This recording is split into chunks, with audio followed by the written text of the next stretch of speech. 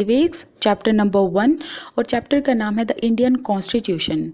ये first chapter का third part है। इसकी हम ये थर्ड वीडियो कर रहे हैं। इससे पहले जो प्रीवियस वीडियो थी उसमें हमने क्या किया था, why does a country need a constitution, कि एक कंट्री को कॉन्स्टिट्यूशन की ज़रूरत क्यों होती है, जिसके आंसर में हमने क्या पढ़ा था, because a constitution serves several purpose to a country. जो कॉन्स्टिट्यूशन है वो कंट्री को सेवरल पर्पस सर्व करता है। तो उसी टॉपिक को हम आगे पढ़ते हुए चलेंगे। तो चलिए आज का ये टॉपिक स्टार्ट करते हैं।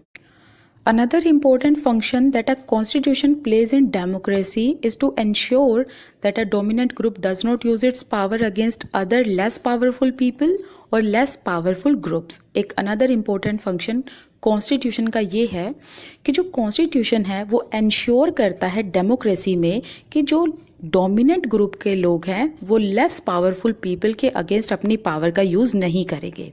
दैट मीन्स कि जो कॉन्स्टिट्यूशन है वो डेमोक्रेसी में इंश्योर करता है। इंश्योर करने का मतलब है मेक श्योर करना या फिर सुनिश्चित करना। तो जो कॉन्स्टिट्यूशन है वो ये सुनिश्चित करता है कि जो डोमिनेंट ग्रुप के लोग हैं या जो पावरफुल पीपल हैं वो लेस पावरफुल पीपल को एक्सप्लॉइट नहीं करेंगे, उनको सप्रेस नहीं करेंगे, उनको दबाने की कोशिश नहीं करेंगे, ना ही उनके अगेंस्ट अपनी पावर का यूज़ करेंगे। अब डोमिनेंट ग्रुप में कौन आ जाते हैं, जैसे कि बिजनेस क्लास के लोग आ गए, रिच पीपल, अपर कास्ट के लोग आ गए, मेजॉरिटी के ग्रुप आ गए, है ना। अब लेस पावरफुल पीपल में कौन आते हैं, गरीब लोग आ गए, जैसे पुअर पीपल आ गए, लोअर कास्ट के लोग आ गए, माइनॉरिटीज़ के लोग आ गए, या मार्जिनलाइज्ड ग्रुप के लोग आ गए जिनसे जो उनके राइट्स थे वो छीने जा चुके थे। तो ऐसे लोग आए जो हमने 7th क्लास में पढ़ा भी था कि दलित के साथ कितना डिस्क्रिमिनेशन होता था, है ना। लेकिन जो कॉन्स्टिट्यूशन है वो ये इंश्योर करता है कि जो डोमिनेंट ग्रुप के लोग हैं, जैसे कि जो रिच पीपल हैं वो पुअर पीपल को सप्रेस नहीं कर सकते, अपर कास्ट के लोग लोअर कास्ट के लोगों को सप्रेस नहीं कर सकते, ना उनको एक्सप्लॉइट कर सकते, और सेम मेजॉरिटी में जो रहने वाले लोग हैं वो माइनॉरिटी ग्रुप के लोगों को परेशान नहीं कर सकते, ना उनको सप्रेस कर सकते, ना उनसे उनके अधिकार छीन सकते हैं। तो इन चीज़ों को कौन इंश्योर करता है, कौन सुनिश्चित करता है, कॉन्स्टिट्यूशन। तो इसी वजह से कॉन्स्टिट्यूशन की एक देश को ज़रूरत होती है। ओके, क्योंकि इसमें कुछ लिखे हुए ऐसे प्रावधान होते हैं जिन्हें चेंज नहीं किया जा सकता, जो इसके बेसिक स्ट्रक्चर होते हैं। जैसे कि आपको एक फंडामेंटल राइट भी पता है, राइट अगेंस्ट डिस्क्रिमिनेशन। अब राइट अगेंस्ट डिस्क्रिमिनेशन में ये इंश्योर किया जाता है कि जो माइनॉरिटीज़ के लोग हैं, जैसे कि जो दलित हैं, जो मार्जिनलाइज्ड ग्रुप के लोग हैं, उनके साथ एक्सप्लॉइटेशन नहीं किया जा सकता और उनको इक्वल राइट दिए हुए हैं। ओके, तो ये अलग से एक प्रावधान लिखा हुआ है, तो उनसे उनके राइट नहीं छीने जा सकते, ना ही उनको एक्सप्लॉइट किया जा सकता है, क्योंकि जो लॉ है, कानून है, उसके आगे सब लोग इक्वल हैं। अब इस पैराग्राफ को एक स्टोरी के थ्रू समझाया गया है, मेजॉरिटी एंड माइनॉरिटी ग्रुप दिखाकर। एक क्लासरूम है, जैसे कि एक आप सपोजिटली 15 बच्चे हैं एक क्लास में, जिसमें कि 11 बच्चे जो हैं वो बॉयज़ हैं और 4 जो बच्चे हैं वो गर्ल्स हैं। ओके, तो जो 11 हैं वो बॉयज़ हैं, 4 जो हैं वो गर्ल्स हैं। तो जो 11 बॉयज़ हैं वो मेजॉरिटी ग्रुप में आ गए और जो 4 लड़कियां हैं वो माइनॉरिटी ग्रुप में आ गई। तो क्लासरूम में क्या होता है कि गेम पीरियड स्टार्ट होने वाला होता है, तो लड़के लड़कियां गेम खेलने के लिए तैयार होते हैं। लड़कियां जो हैं वो चाहती हैं कि बास्केटबॉल खेला जाए, लेकिन जो लड़के हैं वो चाहते हैं क्रिकेट खेला जाए। तो दोनों ग्रुप में एक आर्ग्यूमेंट हो जाती है। तो यहाँ पर teacher decides to settle down the problem with a show of hands. तो टीचर जो है वो इस जो आर्ग्यूमेंट है उसको सेटल डाउन करने की कोशिश करती है और बच्चों को कहती है कि रेज योर हैंड्स, कौन क्रिकेट खेलना चाहता है और कौन बास्केटबॉल खेलना चाहता है। तो हुआ ये कि जो लड़के हैं 11 बॉयज़ हैं वो जीत गए। क्यों? क्योंकि वो मेजॉरिटी में थे। तो इसी वजह से टीचर ने डिसाइड किया कि क्रिकेट खेला जाएगा। तो यहाँ पर टीचर ने किसकी साइड ली? यहाँ पर टीचर ने साइड ली मेजॉरिटी ग्रुप की। अब क्वेश्चन ये अराइज होता है, माइनॉरिटी ग्रुप का क्या? ठीक है, तो यहाँ पर जो लड़कियां हैं वो कुछ रिमार्क करती हैं। Now this girl remark, we always have to do what the boys want because they are in majority, कि हमें वही करना पड़ता है जो बॉयज़ चाहते हैं क्योंकि उनकी संख्या ज़्यादा है, वो मेजॉरिटी ग्रुप को बिलोंग करते हैं। तो जो दूसरी लड़की है वो इसी बात पर कहती है कि टीचर को अनदर वे फाइंड आउट करने चाहिए ताकि हम लोगों की विशेस को भी सुना जा सके। ओके, तो यहाँ पर हम अगर इसी पर्टिकुलर डेमोन्स्ट्रेशन को इस पैराग्राफ से जोड़ें तो हमें क्या समझने को मिलता है, इसका क्रक्स क्या निकलता है कि जो डोमिनेंट ग्रुप के लोग हैं, मतलब जो मेजॉरिटी के लोग हैं, अगर उनकी ही सुनी जाए तो माइनॉरिटी ग्रुप का क्या, माइनॉरिटी ग्रुप के बेसिक नीड्स, उनके राइट्स या उनके एस्पिरेशंस का क्या, उसको तो एक्सप्लॉइटेशन कर दिया जाएगा ना। तो इसी वजह से कॉन्स्टिट्यूशन की ज़रूरत पड़ती है ताकि जो लेस पावरफुल पीपल है, जो माइनॉरिटी ग्रुप से बिलोंग करते हैं, उनके बेसिक नीड का भी ध्यान रखा जाए, उनकी विशेस का भी ध्यान रखा जाए। ओके, तो चलिए आगे पढ़ते हैं। Such unhealthy situation can occur in democratic societies too। अब अनहेल्दी सिचुएशन कैसी, जैसे कि हमने अबव स्टोरी बोर्ड में पढ़ा कि जो टीचर है उन्होंने मेजॉरिटी ग्रुप की मानी और माइनॉरिटी ग्रुप को अनहर्ड कर दिया, अनसुना कर दिया। तो ऐसी सिचुएशन डेमोक्रेटिक सोसाइटी में भी होती हैं और हो सकती हैं, जहाँ पर मेजॉरिटी जो है they can continuously enforce decisions that exclude minority, जहाँ पर मेजॉरिटी बार बार अपने डिसीजन रखेगी जिससे माइनॉरिटीज़ जो है उस ग्रुप से बाहर हो जाएंगे, क्योंकि माइनॉरिटीज़ के इंटरेस्ट का, उनके बेसिक विशेस का, उनकी नीड का ध्यान नहीं रखा जाएगा और ये उनके इंटरेस्ट के खिलाफ होगा। As above storyboard illustrates, every society is prone to this tyranny। What kind of tyranny? जहाँ पर मेजॉरिटी बार बार अपने डिसीजंस को थोपने की कोशिश करेगी, और tyranny का मतलब होता है अत्याचार करना या फिर अपने पावर का गलत तरीके से यूज़ करना, अनजस्ट वेज अपनाना अपने पावर का दुरुपयोग करने के लिए।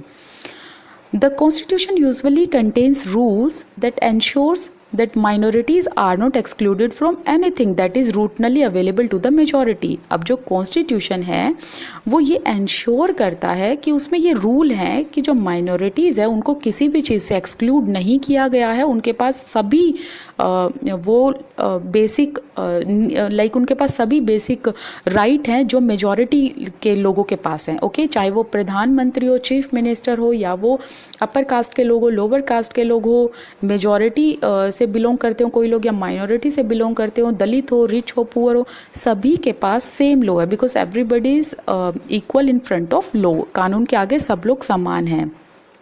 तो जो कॉन्स्टिट्यूशन है उसकी हमें एक तो ज़रूरत क्यों पड़ी है, क्योंकि जो कॉन्स्टिट्यूशन है उसमें रूल्स लिखे गए हैं कि जो माइनॉरिटीज़ हैं उनको किसी भी चीज़ से एक्सक्लूड नहीं किया गया है, उनके पास वो सभी चीज़ें जो मेजॉरिटी के लोगों के पास हैं। ओके, एंड यहाँ पर और रीज़न दिए गए हैं कि हमें कॉन्स्टिट्यूशन की ज़रूरत क्यों होती है, बिकॉज इट प्रिवेंट्स दिस टिरैनी। टिरैनी कैसी, ये अत्याचार से बचाता है, और जो माइनॉरिटी ग्रुप के लोग हैं उनको उनके ऊपर जो डिसीजंस थोपने की कोशिश करते हैं मेजॉरिटी ग्रुप के लोग, उससे बचाता है, क्योंकि माइनॉरिटी ग्रुप को कॉन्स्टिट्यूशन अनहर्ड नहीं करता बल्कि उनकी विशेस का भी ध्यान रखता है।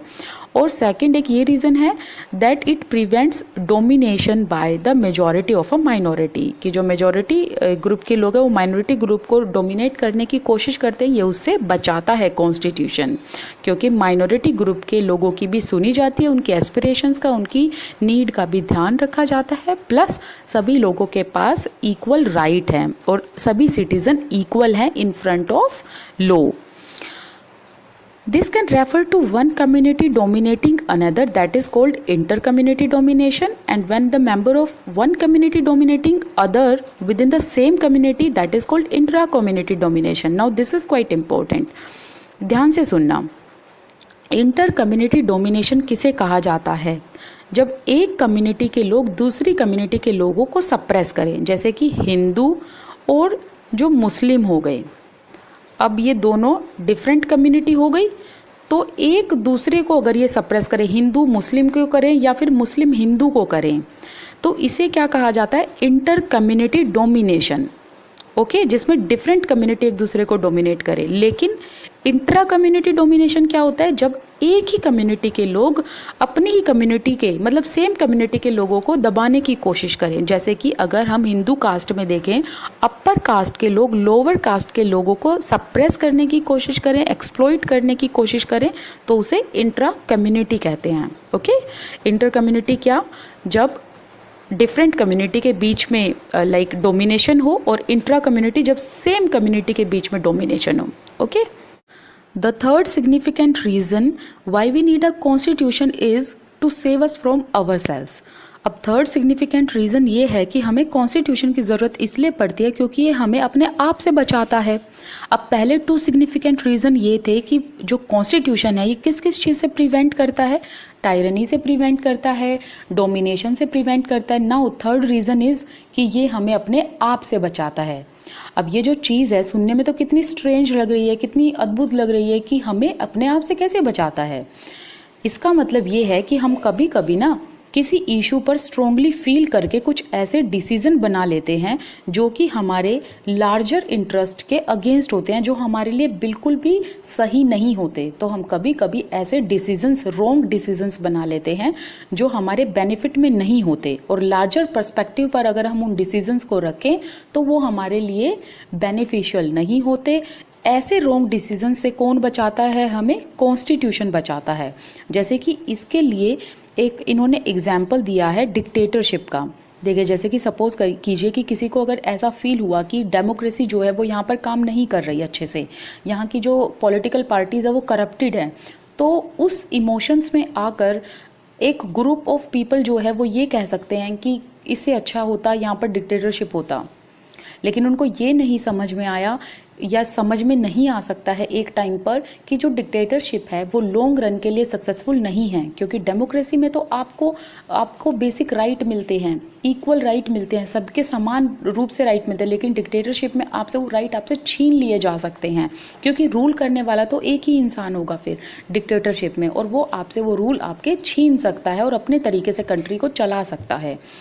तो ऐसे जो रॉन्ग डिसीजंस हैं वो जो ह्यूमन बीइंग है इमोशंस में आकर ले सकते हैं। तो इसीलिए ऐसे रॉन्ग डिसीजन से हमें कौन बचाता है? कॉन्स्टिट्यूशन। क्योंकि हम हर टाइम राइट नहीं हो सकते ना, हम भी गलत डिसीजन बना सकते हैं। तो इसीलिए ऐसे डिसीजन से कॉन्स्टिट्यूशन बचाता है और हमें अपने आप से भी बचाता है, हमें हमारे रॉन्ग डिसीजन से भी कॉन्स्टिट्यूशन बचाता है।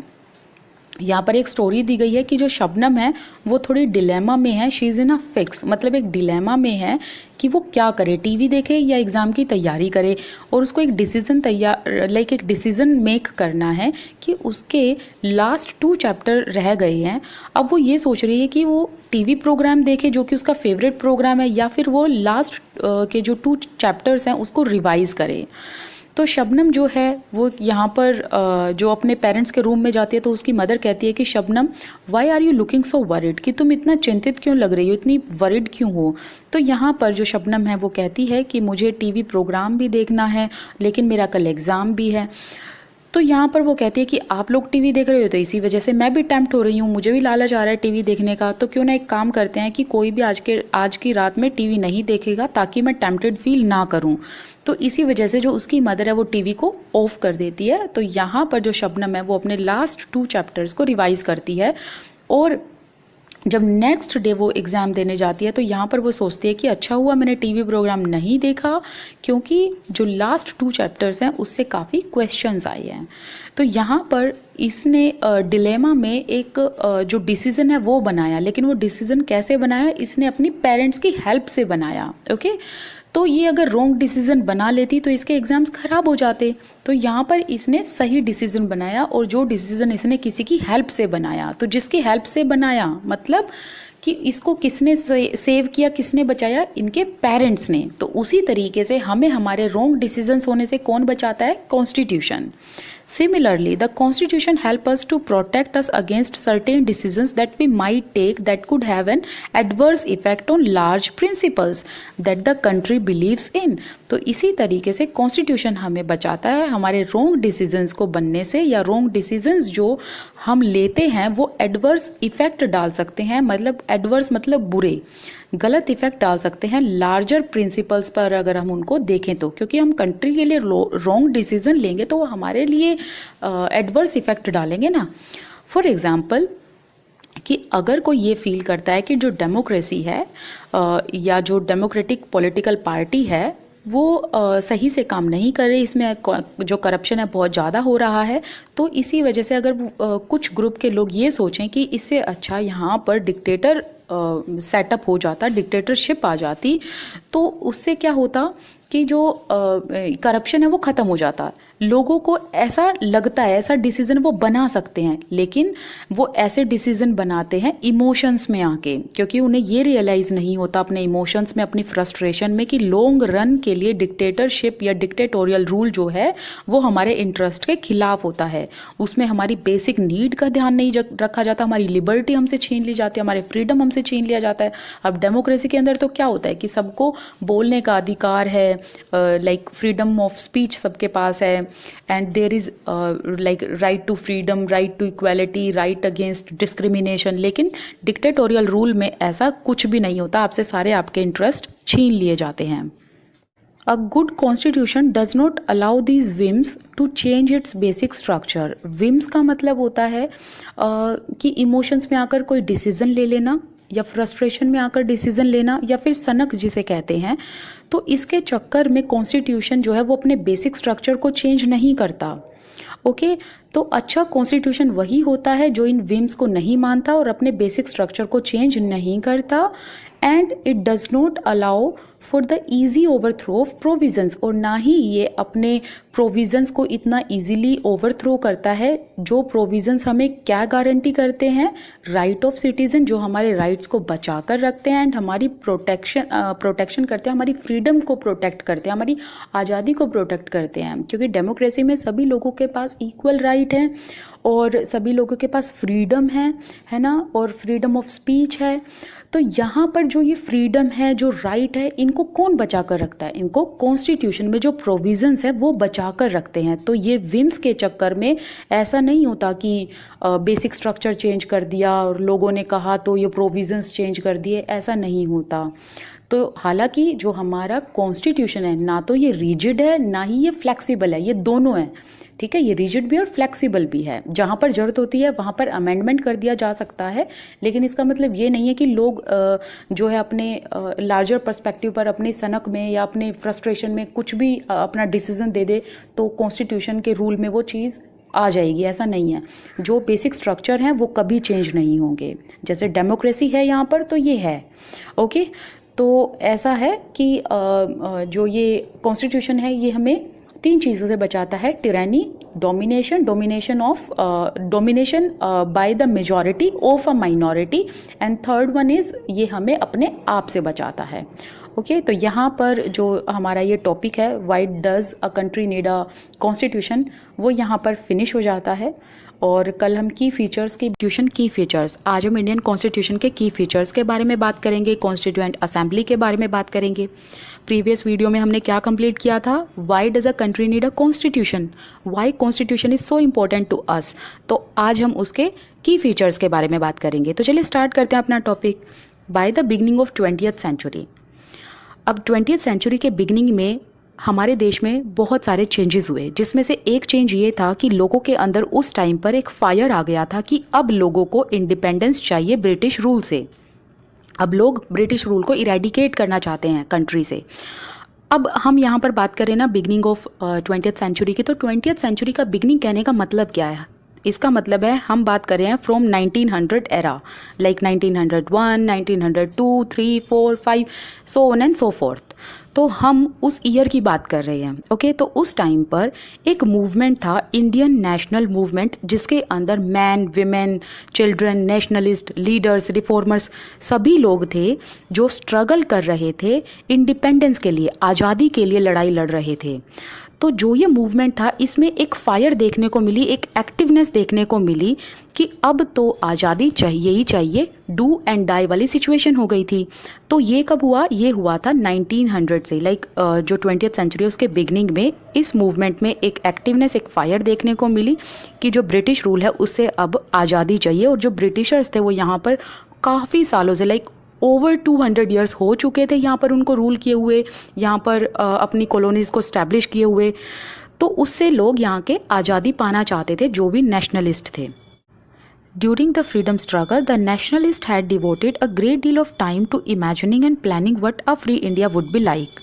जब फ्रीडम स्ट्रगल चल रहा था, जब आज़ादी के लिए लोग लड़ रहे थे, तो जो भी नेशनलिस्ट थे, नेशनलिस्ट कौन होते हैं? नेशनलिस्ट का मतलब होता है कोई भी पर्सन या ग्रुप जो अपने एरिया को, अपने देश को या अपने रीजन को बचाने के लिए, उसको इंडिपेंडेंट कराने के लिए लड़ाई लड़ते हैं। ओके, तो जो भी नेशनलिस्ट थे, जो देश को आज़ाद कराना चाहते थे ब्रिटिश रूल से, उन सभी ने बहुत सारा टाइम इस चीज़ पर भी डिवोट किया कि जो फ्री इंडिया होगा वो कैसा होगा। अब ऐसा तो था नहीं ना कि वो आज़ादी दिला देते और देश को अपने हिसाब से चलने देते, ऐसा तो हो नहीं सकता। जैसे कि अगर आप अपनी लाइफ में भी देखेंगे, अगर आप कुछ भी कर रहे हो तो आप उसको एक इमेजिन करके, प्लानिंग करके, प्लॉटिंग करके अपने फ्यूचर का निर्माण करते हो, है ना, कि फ्यूचर में आपके साथ क्या होगा। तो उसी तरीके से जो नेशनलिस्ट थे वो तब तक तो ब्रिटिश रूल के अंडर थे, लेकिन वो जब फ्रीडम के लिए लड़ रहे थे, स्ट्रगल कर रहे थे, तब उन्होंने ये सोचा कि जो ये भारत है, जब यहाँ पर ब्रिटिशर्स का रूल नहीं रहेगा तब इंडिया कैसा होगा, दैट मीन्स हमारी कंट्री का नेचर कैसा होगा। तब उनके दिमाग में डेमोक्रेसी आया।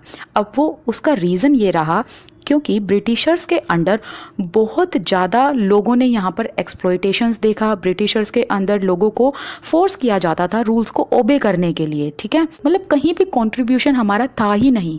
तो इसी वजह से यहाँ पर जितने भी नेशनलिस्ट थे उन्होंने सोचा कि जो फ्री इंडिया होगा उसमें डेमोक्रेसी होगी, सभी लोगों के अपने राइट होंगे, इंडिविजुअल राइट होंगे, फ्रीडम होगी सबके पास, ओके, और सबकी अपनी आइडेंटिटी होगी। The long experience of authoritarian rule, जो अथॉरिटेटिव रूल हमने यहाँ पर देखा, जो एक्सप्लॉयटेशंस देखा ब्रिटिशर्स की तरफ से, या ये कह लो जो ब्रिटिशर्स ने यहाँ पर अपने रूल्स स्टैब्लिश किए थे फोर्सफुली, उस चीज़ ने यहाँ के इंडियंस को, नेशनलिस्ट को इस चीज़ के लिए कन्विंस किया कि जो फ्री इंडिया होगा उसमें डेमोक्रेसी होगी और उस डेमोक्रेसी के अंदर सभी लोगों को इक्वली ट्रीट किया जाएगा, सभी लोगों के पास अधिकार होगा कि वो गवर्नमेंट में पार्टिसिपेट कर सकें, सभी लोगों की अपनी आइडेंटिटी होगी और यहाँ पर जो जनता है उसका राज होगा। अभी हमने यहाँ तक ये पढ़ लिया कि जो नेशनलिस्ट थे उन्होंने ये सोच लिया था कि जो फ्री इंडिया होगा वो कैसा होगा, उसमें डेमोक्रेसी सेटअप की जाएगी, सबके पास इक्वल राइट्स होंगे और सभी सिटीजन्स को इक्वल माना जाएगा कानून के आगे। ओके, अब बचा सिर्फ पार्ट ये था कि जो डेमोक्रेटिक गवर्नमेंट है वो किस तरीके से इंडिया में सेटअप होनी थी, उसके लिए रूल्स रेगुलेशंस ये बनाने थे, किस तरीके से डेमोक्रेटिक जो गवर्नमेंट है वो फंक्शन करेगी। अब जो इसके रूल्स डिटरमीन करने थे, डिटरमीन का मतलब है निश्चित करने, ठीक है, वो कैसे निश्चित हो सकते थे? वो किसी एक पर्सन ने तो किए नहीं हैं, बल्कि ग्रुप था, लोगों का ग्रुप था, जैसे कि जिसमें लगभग 300 लोग थे जो कि कॉन्स्टिट्यूएंट असेंबली के मेंबर थे। उन लगभग 300 लोगों ने मिलकर कॉन्स्टिट्यूएंट असेंबली का निर्माण किया। इस कॉन्स्टिट्यूएंट असेंबली में जो ये लोग थे, 300 लगभग लोग, इन्होंने जो इलेक्टेड रिप्रेजेंटेटिव्स इसमें थे वो सारे इंडिया के थे, प्लस जो भी इसमें लीडर्स बैठे थे, इलेक्टेड रिप्रेजेंटेटिव्स जो भी इसमें यहाँ के बैठे थे, उन सभी ने इस चीज़ पर प्लानिंग किया, डिस्कशंस किया, इवन तो डिबेट किया कि जो कॉन्स्टिट्यूशन है उसका प्रारूप कैसा होगा, ओके, और उसको ड्राफ्ट किया कॉन्स्टिट्यूशन को। और ऐसा तो था नहीं कि ये एक ही दिन में बन गया, इसके लिए लगभग 3 साल लगे थे, जिसमें 3 सालों तक पीरियोडिकली का मतलब होता है टाइम टू टाइम, तो टाइम टू टाइम उन्होंने नेक्स्ट 3 इयर्स तक मीटिंग की और इंडिया का कॉन्स्टिट्यूशन तैयार किया गया, उसको लिखा गया। और जो कॉन्स्टिट्यूएंट असेंबली है वो कब स्टैब्लिश हुई थी? 1946 में। अब ये जो साइड में लिखा हुआ है इसको पढ़ लेते हैं। There was an extraordinary sense of unity amongst the member of constituent assembly. Constituent assembly में जो अराउंड 300 लोग थे, जो लीडर्स थे, उनके बीच में एक सेंस ऑफ यूनिटी देखने को मिली। और सभी जो ये 300 लगभग लोग थे, इन सभी ने हर एक डिटेल पर डिस्कशन किया, डिबेट किया और जो कॉन्स्टिट्यूशन का प्रोविज़न था उसको ध्यान से पढ़ा, ध्यान से उसको डिस्कस किया और साथ ही साथ कॉम्प्रोमाइज़ करने के सिंसियर एफर्ट किए गए। जैसे सपोज करिए कि एक पर्टिकुलर टॉपिक है, उस पर सहमति नहीं हुई, तो उसमें कॉम्प्रोमाइज़ करने के लिए, ताकि सभी लोग एग्री हों, कॉम्प्रोमाइज़ करने के लिए सिंसियर एफर्ट किए गए ताकि एक एग्रीमेंट पर पहुंचा जा सके थ्रू कंसेंसस। कंसेंसस का मतलब होता है कि सभी लोगों की सहमति से एक एग्रीमेंट पर पहुंचा जाए और ऐसा प्रोविज़न, ऐसा प्रारूप तैयार किया जाए संविधान का जिसमें सभी लोग एग्री हों, ओके, किसी को कोई प्रॉब्लम ना हो, सभी की डाइवर्सिटी का ध्यान रखा जाए, सभी की नीड का, बेसिक जो ज़रूरतें होती हैं उसका ध्यान रखा जाए। और जो ये कॉन्स्टिट्यूएंट असेंबली है इसमें जो प्रोमिनेंट मेंबर थे वो थे सरदार वल्लभ भाई पटेल, तो उन्हीं को यहाँ पर शो किया गया है। These members of Constituent Assembly had a huge task before them. अब जब Constituent Assembly के members कॉन्स्टिट्यूशन का प्रोविज़न तैयार कर रहे थे, लिख रहे थे, उस टाइम पर उनके सामने ह्यूज टास्क आए, जो बड़े बड़े टास्क थे। जैसे कि सबसे पहला एक तो ये था कि डाइवर्सिटी, जैसा कि आपको पता है हमारे देश में डाइवर्सिटी है, भिन्नताएं हैं। अगर आप 300 से 350 की किलोमीटर की दूरी पर ही जाएंगे तो आपको भिन्नता देखने को मिलेगी। सेवरल डिफरेंट कम्युनिटीज़ के लोग यहाँ पर रहते हैं जो अलग अलग लैंग्वेज बोलते हैं, अलग भाषाओं का यूज़ करते हैं, मतलब अलग रिलीजन को फॉलो करते हैं, सबके अलग अलग बिलीफ हैं, अलग अलग कल्चर हैं जिसको वो फॉलो करते हैं। तो इन चीज़ों का ध्यान रखना बहुत ज़रूरी था कॉन्स्टिट्यूएंट असेंबली के मेंबर्स को। अब ध्यान रखना क्यों ज़रूरी था? क्योंकि देखिए, जब प्रोविज़न तैयार किया जा रहा था उस टाइम पर हर एक ग्रुप के लोगों को ध्यान में रखना था, डाइवर्सिटी को ध्यान में रखना था कि अलग अलग डिफरेंट ग्रुप के लोगों के सेंटिमेंट्स को हर्ट ना किया जाए। एक ऐसा एग्रीमेंट तैयार किया जाए जिस पर सबकी सहमति हो। ओके, अब नेक्स्ट ह्यूज टास्क ये था कि उस टाइम पर जब कॉन्स्टिट्यूशन लिखा जा रहा था, India was going through considerable turmoil. उस टाइम पर हमारे देश में एक कियोस चल रहा था, एक टर्मोइल, एक टर्बुलेंस चल रहा था, वो था partition. So the partition of our country into India and Pakistan was imminent. अब जो हमारा देश था वो दो भागों में बट गया था, इंडिया एंड पाकिस्तान।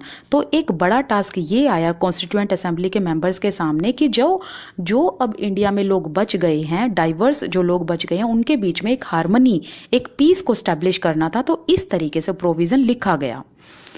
नेक्स्ट एक ह्यूज टास्क ये आया कि अब जो प्रिंसली स्टेट हैं वो अनडिसाइडेड थी अपने फ्यूचर को लेके, अपने भविष्य को लेके कि वो इंडिया को ज्वाइन करे या पाकिस्तान को ज्वाइन करे, क्योंकि जो प्रिंसली स्टेट थी वो बिल्कुल फ्रीली रूल कर रहे थे। प्रिंसली स्टेट कौन थे? जिसमें राजा रूल कर रहे थे, वो स्टेट्स फ्री थी। अब वो उन पर डिपेंड करता था कि वो इंडिया को ज्वाइन कर सकते हैं या पाकिस्तान को। तो उस टाइम पर हमारे कॉन्स्टिट्यूएंट असेंबली के जो प्रोमिनेंट मेंबर हैं ना, सरदार वल्लभ भाई पटेल, उन्होंने इन प्रिंसली स्टेट को इंडिया के साथ जोड़ा था। नेक्स्ट जो ह्यूज टास्क था वो था सोशो इकोनॉमिक कंडीशन, मतलब यहाँ की सोशो इकोनॉमिक कंडीशन को इम्प्रूव करना। So the socio economic condition of the vast mass of the people appeared dismal. तो जो सोशो इकोनॉमिक कंडीशन थी यहाँ के लोगों की, मतलब हमारा देश लाइक एक गरीबी का दौर उस टाइम पर चल रहा था। तो लोगों के सोशो इकोनॉमिक कंडीशन को सही करना था, एक लेवल पर लाना था, ताकि लोग जो है वो पॉवर्टी को निकाल पाएँ। एंड द नेक्स्ट जो इम्पोर्टेंट टास्क आया वो था सोशो इकोनॉमिक कंडीशन के बारे में। लोगों की जो सोशो इकोनॉमिक कंडीशन थी वो उस टाइम पर बहुत डिसमल दिख रही थी। डिसमल क्यों? क्योंकि डिसमल का मतलब होता है अंधकार, जैसे कि ओके, वेरी डार्क। तो जब ब्रिटिशर्स यहाँ से गए तो हमारा देश उस टाइम पर गरीबी से तो जूझ ही रहा था। तो लोगों की सोशो इकोनॉमिक कंडीशन को इम्प्रूव करना था। कॉन्स्टिट्यूएंट असेंबली ने फिर इस तरीके से प्रोविजंस को भी तैयार किया कि लोगों की जो सोशो इकोनॉमिक कंडीशन है उसको भी बेहतर कैसे बनाया जाए। ओके, सो ये सब जो इश्यूज़ हमने पढ़े, जैसे कि एक तो हमने पार्टीशन का पढ़ा, प्रिंसली स्टेट का पढ़ा, सोशो इकोनॉमिक कंडीशन का पढ़ा, डाइवर्सिटी का पढ़ा। ये सारे इश्यूज़ को ध्यान में रखना था कॉन्स्टिट्यूएंट असेंबली के मेंबर्स को जब वो कॉन्स्टिट्यूशन को ड्राफ्ट कर रहे थे। तो जो कॉन्स्टिट्यूएंट असेंबली के मेंबर्स थे उन्होंने ऐसा विजनरी डॉक्यूमेंट तैयार किया जिसमें ये रिफ्लेक्ट किया गया कि डाइवर्सिटी को मेंटेन किया जाएगा और साथ ही साथ नेशनल यूनिटी को प्रिजर्व किया जाएगा, और एक ऐसा प्रोविज़न तैयार किया जाएगा जिसमें सबकी सहमति होगी। ओके, और सभी ग्रुप के लोगों का ध्यान रखा जाएगा। और फाइनल डॉक्यूमेंट ये रिफ्लेक्ट करता है एक ऐसा कंसर्न कि जो पॉवर्टी है, गरीबी है, उसको रिमूव किया जाए और लोगों की सोशो इकोनॉमिक कंडीशंस को रिफॉर्म किया जाए। रिफॉर्म का मतलब होता है सुधारना। और एम्फेसाइज किया गया इस इम्पोर्टेंट रोल पर कि लोग अब अपनी मर्जी से अपने रिप्रेजेंटेटिव्स को चुन सकते हैं। ओके, तो आगे बात की गई है जो की फीचर्स हैं इंडियन कॉन्स्टिट्यूशन के, उनके बारे में, जिसको हम नेक्स्ट वीडियो में कंप्लीट करेंगे। अब ऊपर एक बॉक्स दिया गया है, ये बॉक्स तो काफ़ी इंपॉर्टेंट है। ये छोटे छोटे जो बॉक्स दिए हुए हैं साइड्स में, इनको पढ़ना बहुत ज़रूरी है। ठीक है, तो चलिए पढ़ते हैं इसको। बाबा साहेब डॉक्टर अंबेडकर को इंडियन कॉन्स्टिट्यूशन का फादर कहा जाता है। इन्होंने खूब सारे दलित मूवमेंट भी इनिशिएट किए हुए हैं, खूब सारे मूवमेंट ऐसे चलाए हुए हैं जिसमें इन्होंने जो दलित के साथ एक्सप्लॉयटेशंस होता था वो रोका हुआ है। और जो डॉक्टर अंबेडकर हैं वो ये मानते थे कि ये कॉन्स्टिट्यूएंट असेंबली में पार्टिसिपेशन कर रहे हैं तो इससे हेल्प हो रही है स्केड्यूल्ड कास्ट के लोगों को। कैसे हेल्प हो रही है कि ये कॉन्स्टिट्यूशन के ड्राफ्ट करते वक्त अपने ओपिनियन रखते थे, और इन्होंने जब कॉन्स्टिट्यूशन को ड्राफ्ट किया तो इसमें स्केड्यूल्ड कास्ट के सेफगार्ड को ध्यान में रखा, प्लस उनके राइट्स को ध्यान में रखा कि उनके साथ कोई एक्सप्लॉयटेशन ना हो। और साथ ही साथ इन्होंने अपने जो विजनरी डॉक्यूमेंट रखे उस डॉक्यूमेंट में इन्होंने स्केड्यूल्ड कास्ट के लोगों को ध्यान में रखकर उस डॉक्यूमेंट को तैयार किया। एंड इन्होंने ये भी कहा कि भले ही लॉज एग्जिस्ट करते हैं, इनके लिए रूल नियम कानून बनाए गए हैं स्केड्यूल्ड कास्ट की सेफ्टी के लिए, बट स्टिल स्केड्यूल्ड कास्ट के लोगों को या दलित्स को एक रीज़न है डरने का, वो ये है कि एडमिनिस्ट्रेशन लेवल पर ऑफिसर लेवल पर अभी भी हिंदू कास्ट के लोग थे। तो इसी वजह से इन्होंने स्केड्यूल्ड कास्ट के लोगों को अर्ज किया, उनको प्रोत्साहित किया कि वो गवर्नमेंट को ज्वाइन करें, सिविल सर्विसेज को ज्वाइन करें, ऑफिसर लेवल की तैयारी करें और वो भी ऑफिसर लेवल पर नियुक्त हो, ताकि जो इनके साथ एक्सप्लॉयटेशन होता है ना दलित्स के साथ उसे रोका जा सके। तो यहाँ पर हमारा ये जो टॉपिक है ना कॉन्स्टिट्यूएंट असेंबली का, वो भी यहीं पर ख़त्म कर देते हैं, क्योंकि कल हम बात करेंगे की फीचर्स के बारे में। तो अभी तक हमने क्या पढ़ा कि जो कॉन्स्टिट्यूएंट असेंबली है ये स्टेब्लिश हुआ 1946 में, और जो इसमें मेंबर थे वो कितने थे, अराउंड 300 पीपल इसमें थे। और जो भी ये इलेक्टेड रिप्रेजेंटेटिव्स थे इनके सामने ह्यूज टास्क आए जिसका इन्होंने ध्यान रखा और उस चीज़ के तहत चलते हुए कॉन्स्टिट्यूशन का प्रोविज़न इन्होंने तैयार किया। कल हम बात करेंगे की फीचर्स के बारे में।